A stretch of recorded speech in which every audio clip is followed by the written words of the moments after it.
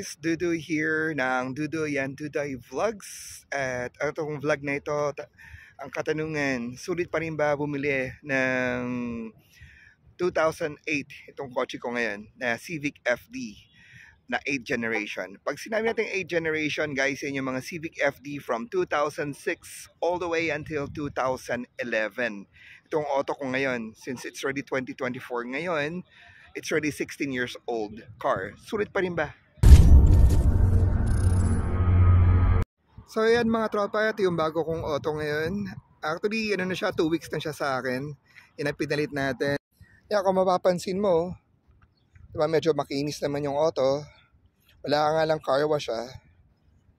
Medyo makinis, wala namang gasgas yung nabili kong auto. Yan yung left panel niya. Ito naman yung right side panel ng Honda Civic FD. Yes, 8 gen pa rin ito. Ano ito? 2008 Civic FD. Medyo sariwa, makinis, wasari.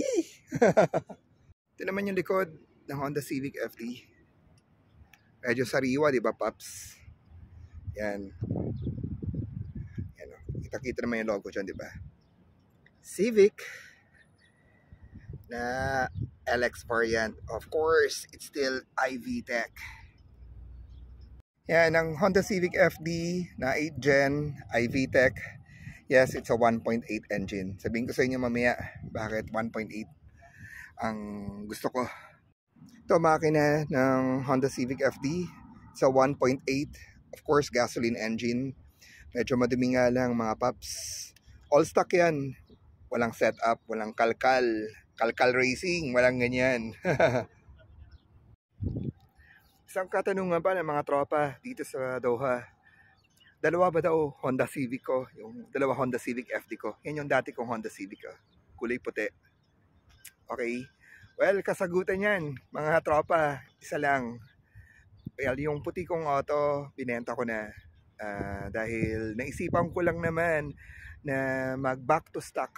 Itong auto ko ngayon, yung pinakita ko sa inyo, mag back to stock, sign of aging siguro.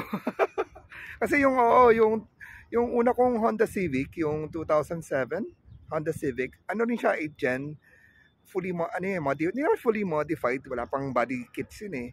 So binenta ko na, nagpalit lang ako ng all stock. Itong gamit ko ngayon, yan si Azul. Tara dudes, pasok naman tayo sa loob. Tignan natin yung loob. Yan yung loob ng Honda Civic. Yes, of course, all power na siya, power windows, gumagana naman lahat. Power side mirrors, left and right, pwede mo i-adjust kahit nasa loob ka, hindi na yung nag-manual ka pa. Ito naman sa may bandang likod na yung rear passenger. Yan, syempre, alam na this, bakit may tissue? Oops! Hinahinay. A few moments later. Ito naman, Paps, yung sa loob ng auto. Yan. Yes, ang Honda Civic FD naka SRS airbag yung driver side, pero sa passenger side di ko sure, pero lang nakalagay na kung na may airbag pa siya. Ito yung hazard light ng Civic, yung fan control, ito yung aircon control ng Honda Civic. May napapansin ako sa iba, no, yung not sure sa Pilipinas, di ba, ang fan control nila nasa kabila, ang thermostat ang nandito.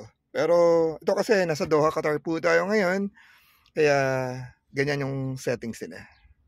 Yan nga pala yung mga aircon vents ng Honda Civic. Yan. At saka yan.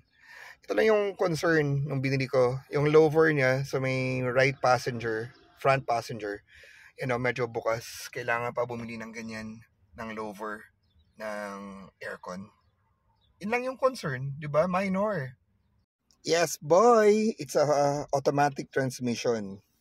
Automatic transmission variant yung pinili ko dahil yung license kasi dito sa Doha, Qatar, nakadepende kung ano yung in-exam mo. So, na-exam ko kasi automatic transmission, kaya matik muna tayo rito habang nasa Doha, Qatar. Yan, sa may cambio, okay, sa may gear niya. Yan, nandyan yung yung bottle holder. Ito, kita nyo, yung lagayan ko ng tubig, kuya juice minsan. Siyempre yung vape ko, Oxva, baka naman. Ayan. At meron din siyang lagayan dito. Lagayan ng kung ano-anong pwede mo ilagay. Ito, may lagayan to. Lagayan ko na salamin ko eh. Yan. Yan, lagay ko lang dyan. Oops, sorry. Yan, medyo malalim din naman. Diba? Kasya yung sa case ng salamin. Yan, meron din siyang driver or center armrest. Buksan natin. Wala namang laman. Yung wallet ko pala nandyan. Sorry. At yun lang naman. Ito naman yung glove box ng Honda Civic FD. Yan, kita nyo guys. Diba, may manual pa ng Honda Civic FD. Lupit. May-ari. Na-maintain pa niya yung manual. Tsaka service record, casa records, pops. Kaya yan ang reason bakit ko binili to. Yan, ito yung isa sa mga concern. Yung wala na siyang, sun visor. Yung dalawa. Yan. Minor issue, pops. Tapos yung ilaw. Siyempre. Yan. Tsaka yung center mirror mo. Yan, yun lang ang concern niya. Yan ang dashboard cluster niya. Yan ang gusto ko sa Honda Civic parang spaceship ang datingan, di ba, pops? Ito yung yan yung RPM meter. Yan yung gear, P, park, R, reverse, and neutral, D, drive, D3, 2, at saka 1. Yan, naka-handbrake, at saka walang seatbelt. May seatbelt, pero di lang ako naka-seatbelt ngayon. Yan naman ito naman sa Honda Civic, yung speedometer mo. Yan. Siyempre, nag-move yan pag tumatakbo ka. Temperature gauge, at saka yung fuel gauge niya. Ayan. Yan, gano'ng karami na natakbo niya. Yan ang odometer niya, 211,185 ngayon. Pero mula nung binili ko yan, pindutin nyo lang pala ito. Yan yung select, reset tuloy. Yan yung ito yung control sa kung gusto nyo mas maliwanag pa yung dashboard niyo. Ito sa headlight yan eh. Ayan. So mula nung nabili ko ito mga paps, nakaka 1,341 kilometers, 0.6 na natakbo ko. So far so good, paps. No problems on the engine. Wala akong concerns, wala akong issue. Pinakagandahan dyan. So yan guys, naka 2 din dashboard na din ako sa Honda Civic. Yan lang yung tanging binago ko dito. Dahil yung kasama nito nung binili ko, naka-radio lang. Hindi siya Bluetooth ready, kaya bumili ako nito. At hindi lang naman yun, para makapag-play din ako ng music on MP3 music. Kasi ang kasama nito nung binili ko is radio cassette. Radio cassette ba yun? Radio CD tape, pero hindi siya Bluetooth ready. Tsaka para kapag, syempre, alam natin, kailangan habang nasa Doha, Qatar tayo, ang Waze. Para alam natin saan ang mga cameras nakatago. Ayan, tsaka YouTube, pwede nyo manood ng YouTube, mga movies na dinownload ko, at yan yan lang yung binago ko rito guys, wala nang binili ko ito. Tsaka ayan, syempre ito. Alam na dis, bakit kailangan mabango ang kotse? Syempre, kung makikipag-date kay Duday Ayan, salamat Glade, baka naman. Yan, isa pa nga pala sa upgrade na bili ko. Neck pillow. Para di masakit, di ba? Para pati si Duday, may neck pillow rin.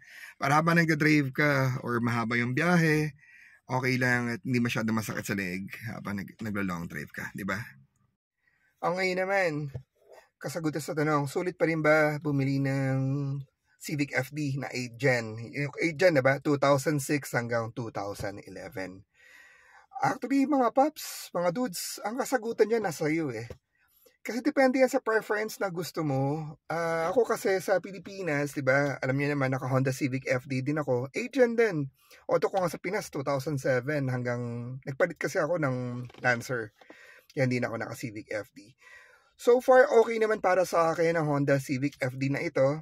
At bakit ako nagpalit ng auto na fully set up na yung auto ko, body kits na lang kulang, yung kayo na pinakita ko yung puti na Honda Civic. Dahil gusto ko mag all stock. Sign of aging siguro. Well, gusto ko na mag-all stock na at ayoko na masyadong setup. At panalo ako sa nakuha kong auto na to dahil 16 years na ang kotse na ito mula na-produce ng Honda. Pero itong auto na to na nabili ko, I am the second owner, buddy. Di ba bihira yan mga paps? Second owner ako, kaya pansin nyo naman, wasari pa ang Honda Civic na nabili ko. At okay siya, walang problema sa engine, kasa-maintain ng dating may-ari. Kaya bihira yung mga ganun. Kaya ako naka-Honda Civic. Ito binili ko at binenta ko yung puti kong Honda Civic. Naka-setup nga yun. Pero wala, preference ko mag-back to stock. At para maiba naman, kasi kadalasan talaga Honda. Pag Honda puti, ito naman, color blue. Kasi, bakit blue? Dahil blue is my favorite color. Yun lang naman. Anyway, yun yung nabili kong auto na blue yung Honda Civic. Second owner. The reason why binili ko ito dahil kasi second owner ako. Yun ang main reason. Nagkataon color blue pa, favorite color ko. Diba? Hindi yung rason na binili ko yung auto na to dahil kasi blue favorite color ko. Hindi. Nagkataon lang na blue yung Honda Civic na nabili ko at second owner ako. Kaya okay siya, Paps. Madaling iporma, magandang iporma ang Honda Civic FD, lalo na sa mga teenagers, mga 20s, early 30s, or 30s, early 40s pala, ganun. Yan, nasa inyo yan, nasa preference ninyo yan. Ako, it's my preference, Honda Civic FD ang pinili kong auto. Isa pang rason, bakit ako naka-Honda Civic FD? Kasi 1.8 ang Honda Civic FD. Ano ngayon kung 1.8, diba? 1.8 is the engine displacement ng kotse. Kadalasan ng mga kotse, diba, mapadoha Qatar or lalo na Pilipinas, naka 1.6. Mga iba, 1.4, 1.3, 1.2, meron pa nga 1.0 yung Toyota Wigo, diba? Well, I respect you for that kasi sa akin kasi ang Honda Civic FD hindi ka bibitinin ito. Lalo na on 3 to 4,000 RPM. Woo! Whoosh! Maganda ang takbuhan niya, Paps. Hindi ka talaga bibitinin. Yan ang rason ko bakit ako naka Honda Civic FD.